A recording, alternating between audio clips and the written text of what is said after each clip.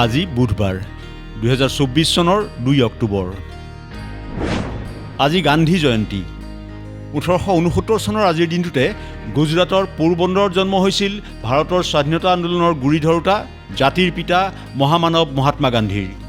হিংসা আৰু যুদ্ধৰ পৰিৱৰ্তে অহিংস নীতিৰে জগত জয় কৰা মানৱতাৰ পূজাৰীজনৰ উপজা দিনটো সমগ্ৰ বিশ্বই আন্তৰ্জাতিক অহিংসা দিৱস হিচাপে উদযাপন কৰে। লাল বাহাদুৰ শাস্ত্ৰীৰ জন্মদিন।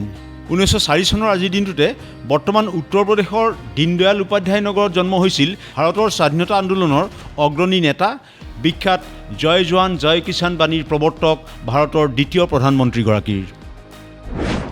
বিশ্ব মদ্যপান নিষিদ্ধ দিৱস। মানৱ স্বাস্থ্য আৰু সমাজত সুৰাৰ কুপ্ৰভাৱ সম্পৰ্কে সজাগতা সৃষ্টিৰ লগতে মদ্যপান সম্পৰ্কীয় সমস্যাৰ সৈতে যুঁজি থকাসকলক সহায় কৰা আৰু সুৰাশক্তিৰ পৰা আঁতৰি সুস্থ জীৱনশৈলীৰ নিৰ্বাচনক উৎসাহিত কৰিবলৈ প্ৰতি বছৰে 2 অক্টোবৰত উদযাপন কৰা হয় বিশ্ব মদ্যপান নিষিদ্ধ দিৱস। ৰাজা ৰবি বাৰ্মাৰ মৃত্যু। 1906 চনৰ 2 অক্টোবৰত কেৰালাৰ ট্ৰেভাংকোৰত দেহাৱসান হৈছিল ভাৰতীয় আৰু ইউৰোপীয় শৈলীৰ সংমিশ্ৰণৰে চিত্ৰকলাত নতুনত্বৰ সোৱাদ দিয়া প্ৰসিদ্ধ ভাৰতীয় চিত্ৰশিল্পীগৰাকীৰ। আনন্দীৰাম দাসৰ উপজা দিন। 1909 চনৰ আজিৰ দিনটোতে গুৱাহাটীৰ খাৰঘুলিত জন্ম হৈছিল বন কোঁৱৰ উপাধিৰে পৰিচিত বনগীতৰ স্ৰষ্টা প্ৰসিদ্ধ গীতিকাৰগৰাকীৰ। লাভলীনা বৰগোহাঁইৰ জন্মদিন।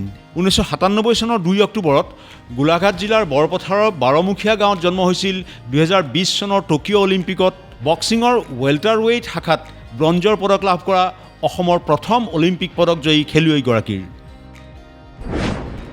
ষ্টেফি গ্ৰাফ 500 জয়ী। 1991 চনৰ 2 অক্টোবৰত ফক্সৱেগেন কাপত বুলগেৰিয়াৰ মাগডালেনা মালিভাক পৰাস্ত কৰি জাৰ্মানীৰ টেনিছ তাৰকা ষ্টেফি গ্ৰাফ 500খন পেছাদাৰী টেনিছ মেচত জয়ী হোৱা বিশ্বৰ আটাইতকৈ কম বয়সীয়া মহিলা খেলুৱৈত পৰিগণিত হয়।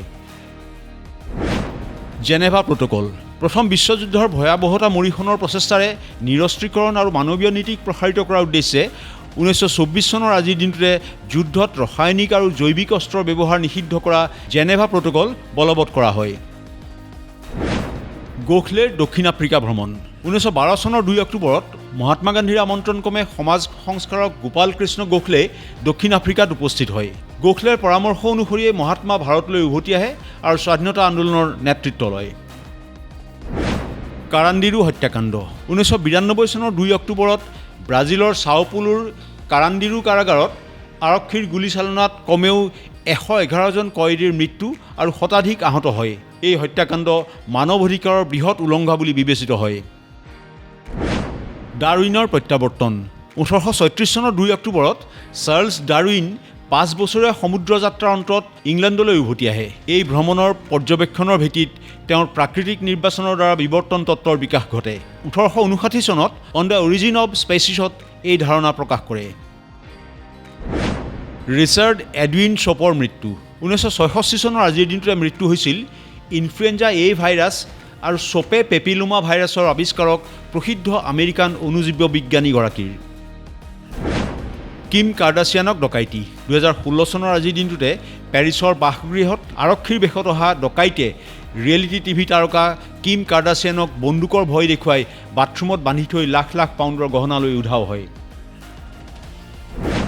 মাইকেল জেকছনৰ মৃত্যুৰ গোচৰ খাৰিজ।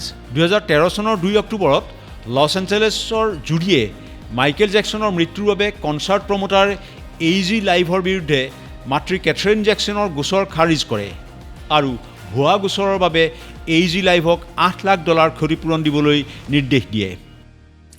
ইনফৰমেশ্যন ডেস্ক, দেশ টুডে।